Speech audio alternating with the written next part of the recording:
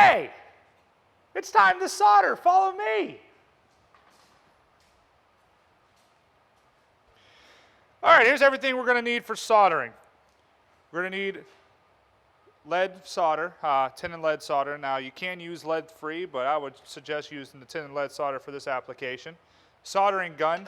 Make sure you have this plugged in. It's going to take a little bit for the soldering gun to heat up. Make sure that we have some flux available for us. And we're going to also want to grab some sort of brick. You do not want to do this on the metal table. The heat will actually conduct into the metal table, making it much tougher to heat the metal up. So first thing we're going to need to do is I like to bend this side out. That way I can get sandpaper in here. We're going to pick whichever side you want to solder. I'm going to solder this side here. Using our sandpaper, and I have a piece of medium grit emery cloth, we're going to go ahead and we're going to want to sand all of these surfaces. Anywhere where you're going to have solder attached, you're going to want to sand. What we're doing is we're removing the oxidation from the project, and that allows the solder to stick to the metal. Now, make sure you be careful, especially when soldering this tab, that you do not cut yourself. You're working with very sharp edges. These are not the hemmed edges. So just make sure that you take caution. You can wear gloves, but sometimes it's hard to get in where you need to get into with gloves. I also like to sand the other end of the tab, and what that does is allows for some of the solder to stick on the top of the tab. That should be good enough for now. Now that I remove the oxidation, what I want to do is create a nice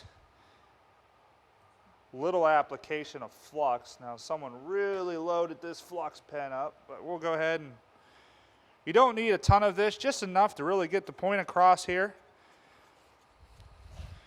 If you put too much on, it just makes a big mess. Now, using our block here, what we're going to do is we're going to have to push this together and make sure we line our corner up, and then use our soldering gun to start to heat our piece of metal. The idea, folks, is not to melt the solder on, but heat the metal to the point where when I do add the solder, it will stick right to the metal. So you got to heat the metal.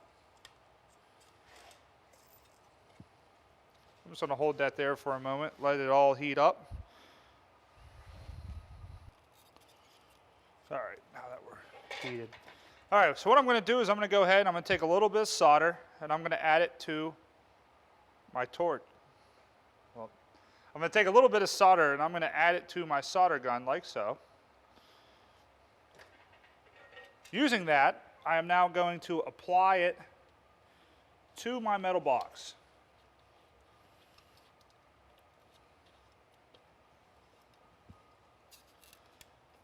Making sure that it seeps into all the little cracks and crevices.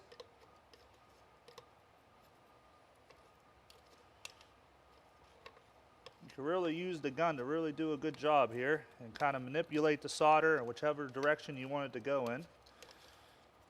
Try not to let it build up too much. And then once you're done here, remove the heat, hold it in place, allow it to settle and cool down. Once it cools down, it will solidify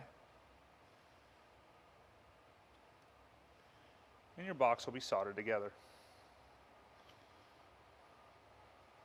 All right, finally we need to spot weld our last corner together. To do that, we're going to use the spot welder here. How it works is basically it has two tongs that come out. They conduct electricity, so you squeeze the tab and your end through here, After you squeeze down using the lever here, there's a little black trigger on the inside.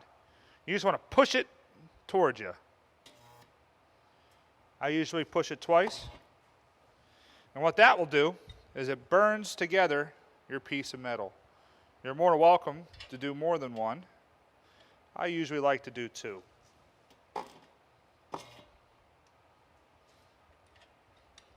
There you go. Now my box is spot welded together and all fastened.